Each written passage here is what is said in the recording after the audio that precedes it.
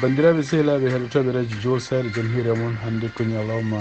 alarba hawri ko nogas go lewru août hitande ujunnaji ɗiɗi e nogas e tati hitande ujunnaji ɗiɗi e nogas nayyi jaabuɗon habaruji moon e ɗemgal Pulaar ma en guiddo toon to États-Unis ɗum noon ko kadi duttirɗen toon to convention gonaɗo oɗo saji kamɓe démocrate en ñalawmaɓe walla jamma maɓe tatoɓe ƴeewen kadi hol haaloɓe hannde e kadi holko haala toon habaruji men international ma en jaa toon to Israël walla Palestine on noon ƴeewen kadi hono kanko président Joe Biden e Kamala Harris holkoɓe kaldi hannde Benjamin Netanyahu wonande pour jaam beele no dañira toon to Gaza ma en jaa toon to Mauritanie kadi duttuɗen e ko décision mo ganduɗa kamɓe primature mo Mauritanie waɗi pour elminde oɗo concours baɗanoɗo ko fate caisse national sécurité leydi ndi ƴeewen kadi ko ɗum firti wonande nguɗo laamu walla wonande leydi Mauritanie toon kadi to Maroc ma en dutto ƴeewen kadi hono kanko Roi Mohamed VI ko yaafi ɓeɗo yimɓe ɓe ganduɗa tumunoɓe ko fate en kutorima ɗum mbiyata cannabis ɗum woni titre men ɓurɗo mawnude oɗo journal mangare detoji muɗum joni joni.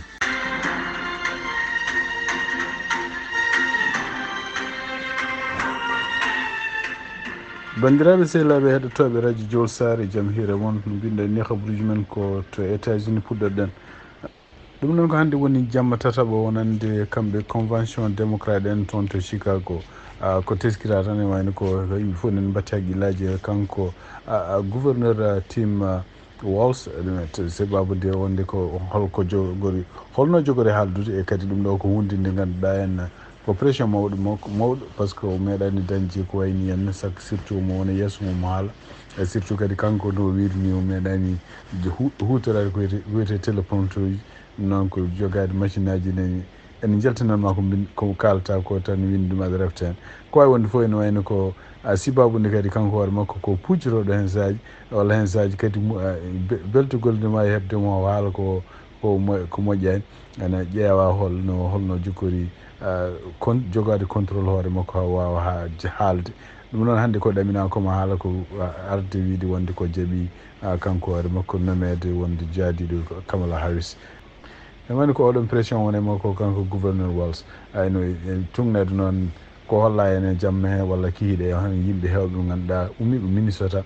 taw kadi ne mbaɗi support ɓorni surtout laafaji ɗi o ɓornotoɗi taw ɗi o waɗata hoore makko par ce que ko bañowo e walla sibisaji ɗi o heewi ɓornade hay sinno woni gouverneur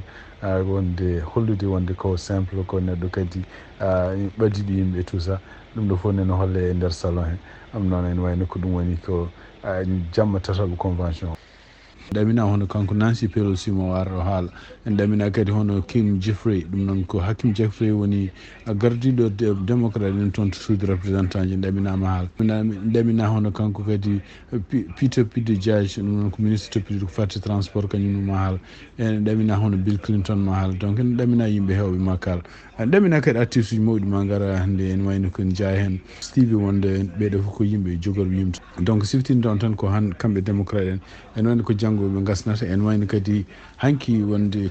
kamɓe délégué ji ɗi fof ɓe gootino pour wiide pour wonde suɓade hono kanko Kamala Harris ene wayno dañini kene abbo ujunnaji 5 délégué ɗum noon en ɓurtini ko sohluno ko sohlano tan ko ujunnaji 250 délégué pour wiide wonde jomum han kadi ene wawi wonde nomaɗo pour won candidat to banggue démocrate en siftinde on tan hanki ene wayno ko ɓurno hewde doole e haalluji kalnuɗe hanki ɗi ko kanko haal makko kanko Michelle Obama ene wayno hutiri men konnguɗi kewɗi nde yimɓe poɓɓata walla nde yimɓe ɗuminta yimɓe wiide wonde ko haydara oto kono noon yo wat ko mbaɗɗon e ɗum noon kadi ene wayno ko encourage yimɓeɓe en kanko Michelle Obama hadde joom galle makko arde encourage ɗumen kadi o haali gueɗe kewɗe gonɗe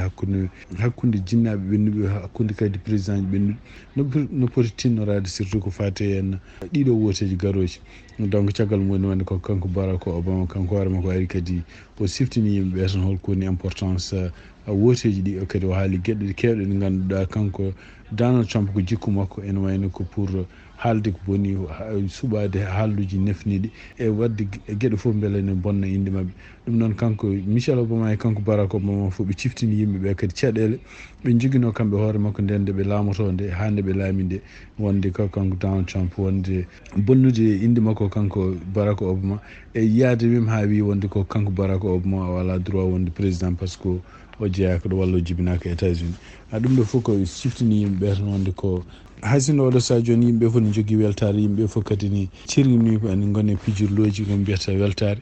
kono o wi wonde ko ala fof ko foti welsinede par ce que kamɓe républicain peeje fof maɓe mbadde pour wawde hadde ɗiɗo woteji hadde démocrate ne gagnade walla hadde ni woteji ɗi hayso gagnama pour wawde andede hol gañiɗo ɗum noon e wayno ko rentinare mawde kanko Barack Obama rokki yimɓe kanko kadi ne wayno Doug Emhoff ɗum woni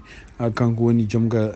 galle kanko Kamala Harris e nder haalluji ɗi o haali hen ko haali hen haalluji jurmini o haali hen kadi o wi wonde ko ɓuuri tidde hen tan wonde ko noɓe gandiri Kamala Harris ni no Kamala Harris dandiri famille makko ni o haali tan o sifima tan o sifima e Kamala Harris gueɗe kewɗe o haali tan o wi wonde ko donc ene wayno ko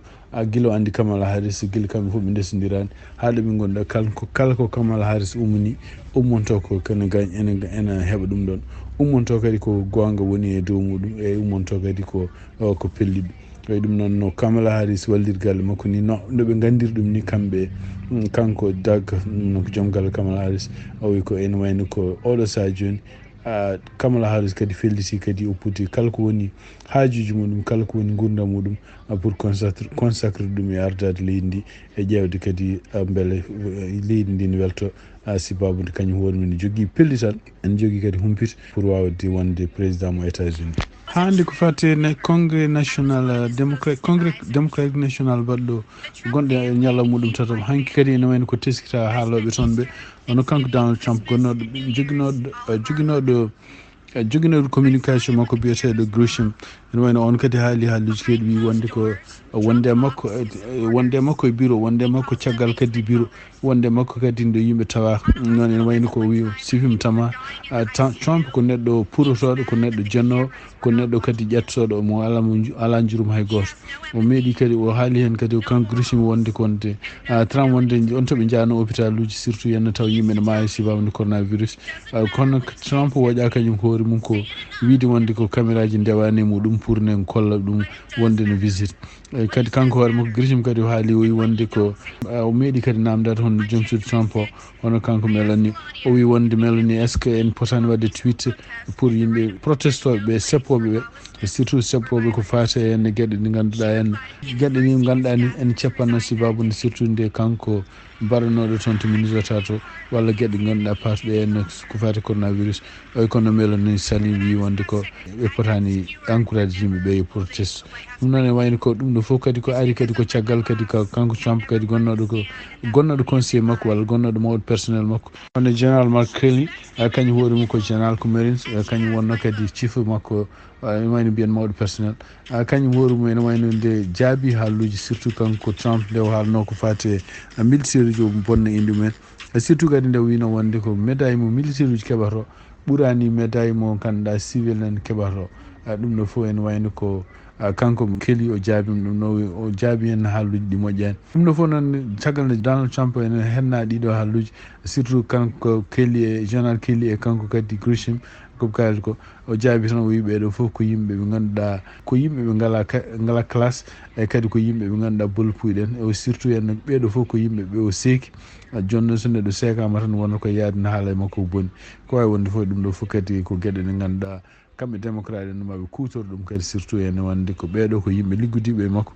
surtout yimɓe kadi ganduɗa wonduɓe e makko taw ko nokkuji privé haalɓe makko haalluji ɗi moƴƴani kanko Donald Trump habaruji men États-Unis ha hande hono kanko RFK junior ɗum noon ko ɓi Robert Kennedy gonnoɗo kañum candidat pour banggue indépendant en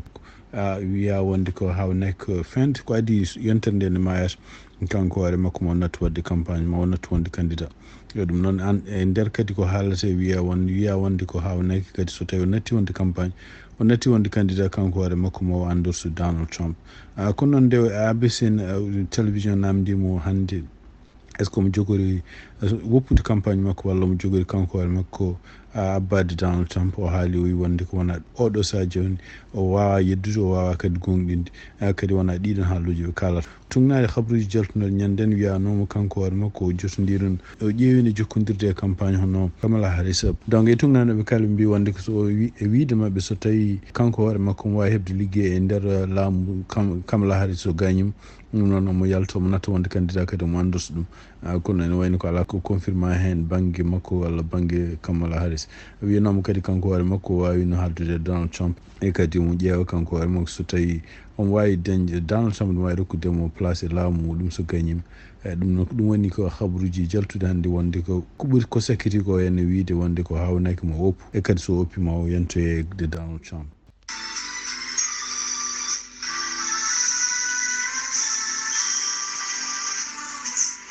bandiraɓe sehilaɓe heɗotoɓe radio Diol Sar hannde kadi garti losgaji meɗen walla ha kompital ngal mbaɗen tan bandiraɓe heɗotoɓe en ɗum noon koko fati ene élection ngaji ko fati kadi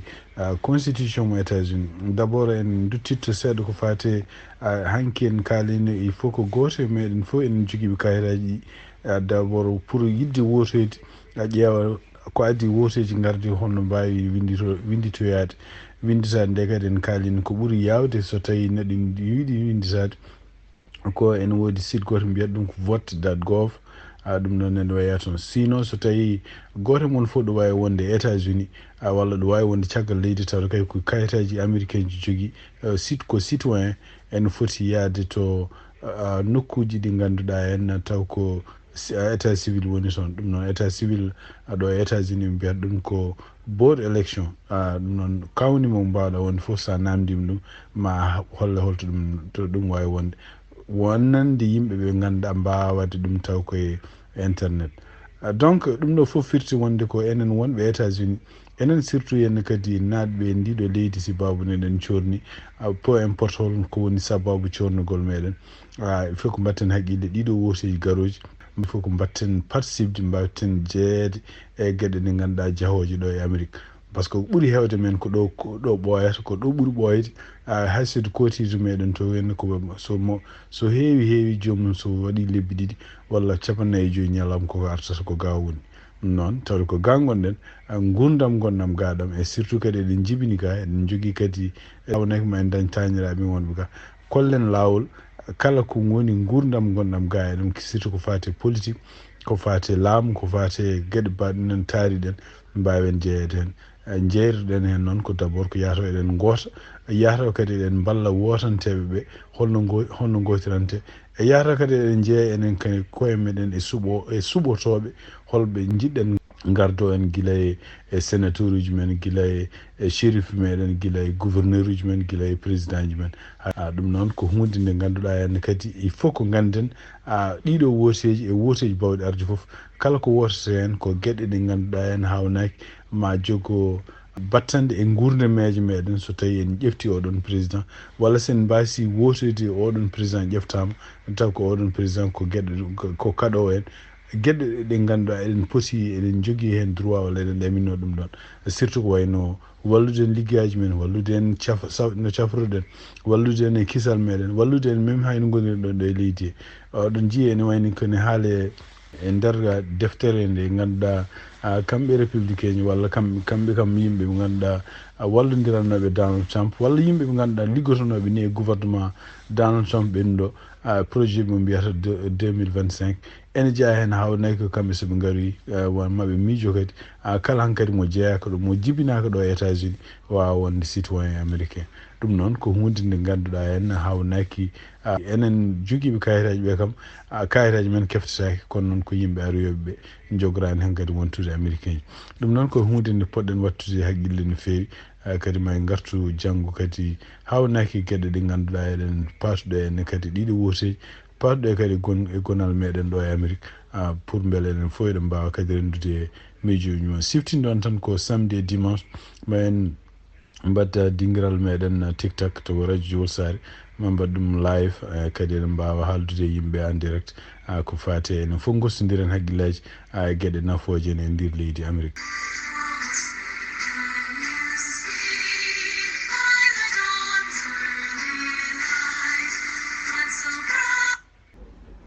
tonto Palestine hono kanko président Joe Biden e kanko vice président Kamala Harris ɓe mbawi hande haldude hono Benjamin Netanyahu gardiɗo laamu toon to Israel. ɗum noon kaldigal maɓɓe wonno ko ƴewde kadi tinnude holla importance walla hol heñare wonde oɗo saha joni nannodiral yo dañe toon to haare wonde hakkude Israel e Hamas beele ndeɗon haare no darto. ɗum noon kadi ko caggal nde kanko Anthony Blinken o ummi toon toon to leyɗele arabe ɓe suba ene wayno o arti jammanque. ɗum noon kadi o arti ko caggal kanko hoore makko nde wiyano toon do Israel o wawino joddade Benjamin Netanyahu e tugnadi ko jiiɓi oɗo saha joni kanko Anthony Blinken o haalino reporter yowi wonde ko hono kanko Benjamin Netanyahu ene wayno o jaɓi proposition mo ganduɗa Joe Biden waɗi o oɗon proposition ene wanno hen gueɗe ɗe ganduɗa henne kamɓe Hamas naɓe ɓe jaɓano taw oɗon proposition ne jeyano hen wonde ko kamɓe Hamas ɓe jiiɗa wonde ko Israel naɓe continue contrôle de frontiére gonɗo hakkude Égypte e Gaza. ɗum noon ene wayno kono juutede oɗon frontiére ma won kilométre uji jeenayyi. noon e wayno ko kanko Anthony Blinken caggal nde o haali wonde ko Benjamin Netanyahu walla gouvernement mum jaɓi ɗum ɗon ene wayno ko caggal muɗum hono kamɓe Israel naɓe kamɓe kadi Israel surtout gouvernement makko wonɓe hen ɓe wonen puɗɗinoma wiide wonde ko tinani wonde hono ɗum ɗo jaɓama walla koye noon jaɓani jabade ɗiɗon halluji ko wawi wonde fof ene wayni ko kanko Anthony Blinken caggal nde o ɓenni toon kadi to Qatar wawi kadi haldude e Égypte e Qatar beele surtout ene ɓeewa ƴeewadde pression ngaji ko fati Hamas oɗo saha joni Hamas kañum hoore mum jaɓani wonde ko non seulement Israel ne continue ne wona frontiére hakkude gonɗo hakkude Gaza e Égypte mais kadi Israel soldate mum ne continue ha hande heddade toon to Gaza pour ene ndena Gaza donc ɗum woni ko oɗo saha joni ko ɗeɗo toɓɓe goni ɗi ganduɗa henne kamɓe ɓe nanodirani kamɓe Israel naɓe kamɓe kadi Gaza ko wawi wonde fof ene wayno ko ɗum waɗi subaka he hono kanko président Joe Biden e kanko kadi Kamala Harris ɓe mbawi haldude e Benjamin Netanyahu haaluji cattuɗi seeɗa surtout henne ko wawde kadi beele forsude ɗum beele ko yaaci nanodiral ngal ne waɗe andaka noon holkoɓe kaldi en détail kono noon ene wayno ko ɗum woni ko yalti e journaux ji siftindon tan ko kanko Kamala Harris ene wayno ko fuɗɗi wonde candidate ko ene wayno ko haaluji ɗi o haaldata e Benjamin Netanyahu e surtout kadi position makko parɗe ko fati haare wonde toon hakkude Israel Hamas nde ko wayli par rapport e kanko président Joe Biden holno haaldiranno en oɗo question ɗum noon ene wayno ko Benjamin Netanyahu ene wayno oɗo saha joni kañum hoore mum ko miijade tan wonde ko Kamala Harris kanko kañum hoore mum ma jogora gagnade ɗiɗo woteji ɗum ɗon ko hunde nde ganduɗa en dongnorde reedu muɗum ko wawi wonde fof ene wayno ko ɗum woni ko yalti hande toon to Maison Blanche kaldigal kon ko kanko Kamala Harris e kanko président Joe Biden ɓen jokkodiri e Benjamin Netanyahu par téléphone. habruji men parɗe e coftal ɓalli ko noon ko politique en même temps toon to Algérie hono kanko boxeur walla boxeuse janoɗo toon to olympique e gartirɗo kadi kañum hoore ɗum jogui médaille d'or hono biyeteɗo Iman Khalif jaroye duuɓi nogas joyi ene wayno jaɓɓama ñande aljuma jamma nde toon to wuuro makko wongo toon to Algérie wuuro ngo woni kene wona temedere capannayyi kilométre hirnangue wongo Algérie e ɗum noon wuuro ngo kadi ko wuuro wongo kene wona 200 ujunere neɗɗo fof ɓe jalti jaɓɓademo donc ene wayno ko caggal nde o jotodiri e jeydiyankoɓe ɓe namdimomo kanko hoore makko hol weltare makko wi wonde ko o wawi haal tan wi wonde ko o jaɓɓama jaɓɓugal bangal fayida toon to Algérie o ɗum kadi o wi wonde ko Algérie najo fof ne jogui droit e weltade en jogui droit wadde ko yiiɗi ko weltinta ɗum nde o namda noon wonde ko ene wayno ko won complainte won kanko hoore makko omo kalmiti toon to France sibabu won yimɓe bonnuɓe inde makko e taw koye internet siftinɗon tan ene wayno ko kanko nde olympique waɗata nde won yimɓe hewɓe yaltanoɓe wino wonde ko no way mawnude no way towde ni ene way jogade doole ni kanko hoore makko ene way taw ko gorko donc ene wayno ko nanguira ko dabbati gorkati kono ko wawi wonde foof e nder haaluji jaltuɗi wiya prouvi wonde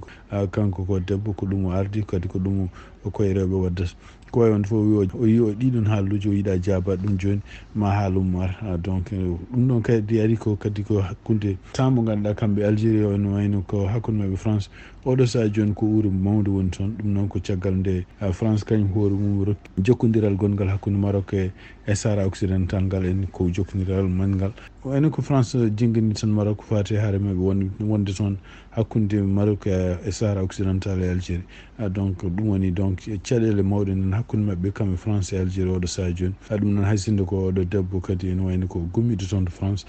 kañum hoore mum ene holla wonde ko Algérie naaɓe wonde Jeux olympiques bannoɗe toon to France ɗi kañum hoore mum médaille mo dañi ko nen médaille mo mérite habruji men international hande toon to Maroc kono kanko gardiɗo leydi Maroc roi Mohamed VI o wawino yaafade kene abbo e ujunnaji 5 neɗɗo ɗum noon ko yimɓe ɓe ganduɗa nanguiranoɓe walla tumanoɓe walla kañumen koyemumen ƴeweteɓe oɗo saha joni sababu nde kutorima hono simmiɓe ko cannabis tugnade kadi ko habruji tuggi hitande ujunnaji 2020 ko hono kamɓe Maroc eɓen wayno koɓe jamiri wonde ko cannabis yo reme yo yimɓeɓe ndem ɗum e kadi yo mbawa yeyde ɗum nawa ɗum caggal leydi tawne ene hutore ko fate en wallude leɗɗe fewnude leɗɗe won walla fewnude won leɗɗe won walla kañumen hutorede ɗum ni fate e industrie jeeyi kono en wayno ko kamɓe toon to Maroc cannabis yamiraka hay goto yo hutor ɗum leɗɗe récréationnel donc leɗɗe ɗi ganduɗa en safaruji traditionnel cafuroji ko wawi wonde fof en wayno ko wawde mo yaafade ɓeɗo yimɓe kadi en wayno ko yamirde walla wallude yimɓe ɓe ganduɗa wonɓe e surtout banggue leydi rewo leydi ndi kene abbo e million neɗɗo wonɓe toon ko ɗum ɗon ndemata ko wallude ɗumen oɗo simmimo ndemata o beele ne wawa addande ɗumen kalis ko wawi wonde fof ene wayno ko kanko Mohamed VI omono softini yimɓe remoɓe toon to banggue surtout banggue rewo leydi ndi beele ne mbawa continde ɓeydude ndemanɗe kam mbaɗata ko fate cannabis o noon surtout henne ko yeyete henne nelde caggal leydi ko ne addanaɓe kalis no fewi tugnade kadi habruji gumri toon taw ko galle biyeteɗo rawro haalɗum toon to Ukraine haade hakkude Russie e Ukraine fuɗɗinde joni ken ɓuura duuɓi ɗiɗi ne wayno ko ala habruji laaɓɗi gummoto toon oɗo saha joni donc ko anda tan ko kamɓe Ukraine naaɓe ɓene naati e leydi Russie ɗum noon ko région gonɗo toon to Kursk e kadi oto banggue ono kamɓe Russie naaɓe kadi ɓen ɓeydo avancé ɗum noon to région gonɗo Donbass holko woni peeje mabɓe walla holko ɓe woni anniye mabɓe kamɓe Ukraine naaɓe surtout ene nadde to enen tawde ɓe kaɗani Russie naaɓe nadde e leydi mabɓe surtout kadi ɓe mbawani kadi yaltinde Russie naaɓe heftuɓe région ngaji ɗiɗi walla tati toon to banggue Donbass en holko woni peeje mabɓe oɗo saha joni ko wawi wonde fof ene wayno ko tugnade habruji gumriɗi toon to radio France international hono kanko premier ministre mo Inde Narendra Modi wiyamo hawnaki mo aljuma garoɗo en mo yillo toon to Ukraine ko ɗum noon ko ƴewde peejo e hisɗitinde jokkodiral diplomatique gongal hakkude mabɓe kamɓe Inde e Ukraine siftinde on tan ko kanko Modi ko ene wayno ko jokkodiral moƴƴal nane hakkude makko e Russie oɗo saha duuɓi ɓennuɗi ɗi ngal ɗon jokkodiral kadi ene wayno ko ɓe won fedde wiyetende BRICS kanko Inde e Russie e Chine ene jeeya hen kadi jokkodiral gongal hakkude mabɓe surtout henne ko tuuma wonde ko kamɓe Inde kadi eɓe mballa Russie surtout henne sanction ngaji pawi ɗum noon pour kamɓe ɓe coodata pétrole gummotoɗo toon habruji cakkitiɗi ɗon nde wonde ko kanko Narendra Modi hawnaki ma o yaa toon to Inde ɗum noon ko aljuma garoɗo o surtout tan ko Narendra Modi ne wayno ko woteji gasɗi toon ɗum noon koye daroɗe leydi juillet ne wayno ko kanko Narendra Modi kadi wonti premier ministre jogaki majorité to parti makko kono noon ne wayno koɓe dañi wadde coalition kadi ene wayno ko kanko ƴefti yo won premier ministre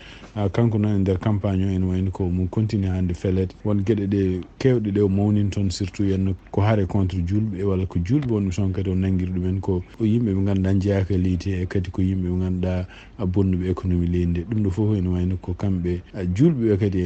parti ji mabɓe eɓe continue hande kalmisade ɗum ɗon ko hunde nde ganduɗa en hawnaki wallata en démocratie muɗum wawde yarude yesso sibabude haalluji makko kanko Narendra Modi kabruji men international hande toon to Mauritanie hanki kalni noon wonde e yamirore ummide toon to prémature ɗum noon ko toon to premier ministre ne wayno ko concours baɗanoɗo toon to taw ko caisse nationale de sécurité sociale wanno ɗum pour ƴewde yimɓe haralaɓe ko fate informatique ko fate statistique liggueyaji kewɗi ɗum wayno ko concours bannoɗo guila ñande 30 mai wayno oɗon concours en yamirore umminoma toon to prémature yo concours o annule ɗum ɗo fof ari ko caggal nde kadi dukuji kewɗi walla haalluji kewɗi jalti wonde ko concours o no waɗirani waɗi jinggue no fewi won yimɓe ɓe ganduɗa en potani wadde concours o walla jogaki karalagal liggueyaji ƴeewa ɗi koko jogori jingnede pour ha keɓa oɗon concours ɗum waɗi donc concours ene wani yamirore yaltinanki wonde ko concours anilama hande noon eko yalti e caggal nde conseil du ministre waɗi toon to Mauritanie hono kanko gardinoɗo ɗo caisse nationale de sécurité sociale e yamirore conseil du ministre kanko hoore makko sekama e liggueyaji makko ɗum noon ne wayno ko kanko biyeteɗo Mohamed Wuld Talib Ahmed ko kanko ardino caisse nationale de sécurité sociale caggal nde o seka nde lumtinama ko neɗɗo menɗon wonde toon ministre de l'hydraulique kañum hoorimo kadi meeɗi wonde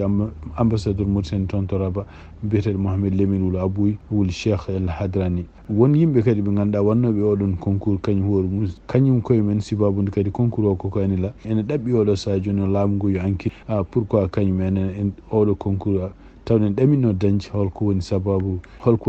ko kañumen koye mumen ko wiyete toñangue sibabude concours o annilama ko wawi wonde fof ene wayno ko laamu ngu haalani taw honde concours o jogori wattude e kadi holno peeje ɓe jogui pour waylude ɗiɗo jikkuji gonɗi e leyɗele men ma ñalawma nde concours o waɗete nde haaloy peeje goɗɗe taw ƴeftama kadi ko wallude gueɗe mbaɗe ni concours aji mbaɗe ni yarude no foti yarude ha hande toon to Mauritanie e tugnade kadi ko journal biyeteɗo le 360 Afrique won circulaire mo ganduɗa gummiɗo toon to direction générale sécurité nationale oɗon circulaire kadi ko wawde jabade oɗo sa joni programme mo kanko Mouhamadou Cheikhul Ghazouani manda makko ɗiɗo habde e ko kala ko fate corruption ɗum noon ko fate jeenare kadi gueɗe ɗe ganduɗa nanduɗe hen pour hadde yimɓe wadde liggueji men noon ndiɗon jeenare noon ko surtout wiyande ko teskita en ko dumunaji ɓennuɗi foof to policier ji wonoɓe walla yimɓe dadiɓe wonoɓe laabi mbaɗata ligguey men e kadi won accident ji kewɗi ko sibabude eɓe jeene so tawi ɓe jeenama won yimɓe ganduɗa waɗoɓe ɗeɗon caɗele taw dañata probléme uji sibabude mbaɗi ɗen caɗele surtout ɗum waɗi donc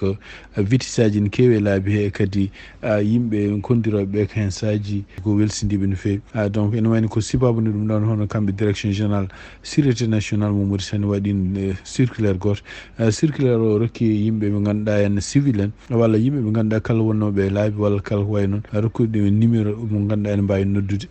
kala nde jii ɓeɗo henne yimɓe wonoɓe laabi ɓe ɓurniɓe toni mbaɗa gueɗe ɗe ganduɗa taw kone jeene pour ne hadde men wadde liggueyaji mum donc ene wayni kono ene waɗi luural seeɗa hakkude goto fof ne yiiri ɗum won yimɓe jiiri ɗum wonde ko ɗum ɗo foof sinde tawi laamu ngu ɓeydino kalisaji ɗiɗo policier ji walla yimɓe wonoɓe laabi ɓe jooɓete ɗi walla hokkiɓe kadi walla walliɓe ɓe dañi heblo moƴƴo ɗum ɗon formation ɗum ɗo fof aratan wonen kadi mbi wonde ko ɗum ɗo fof ko wadde kadi poudare e guite yimɓe kono e wayno ko ɗum ɗo ko hunde nde jogorani ɓoyde jogorani appliqué ko wawi wonde fof ene wayno ko kanko premier ministre kesso e kanko kadi Ghazouani e mandama ko ɗiɗaɓo ɗum ko ɗum woni programme mabɓe habde oɗo sadio on kala ko woni corruption toon to leydi Mauritanie bandiraɓe sehlaɓe heɗotoɓe radio Jowol Sare ɗi kabaruji jogan noon hannde oɗo ñalawma alarba nogas lewru août hitanɗe ujunnaje ɗiɗi nogas nayyi yen mbaale jaam ha janggo kadi on jarama.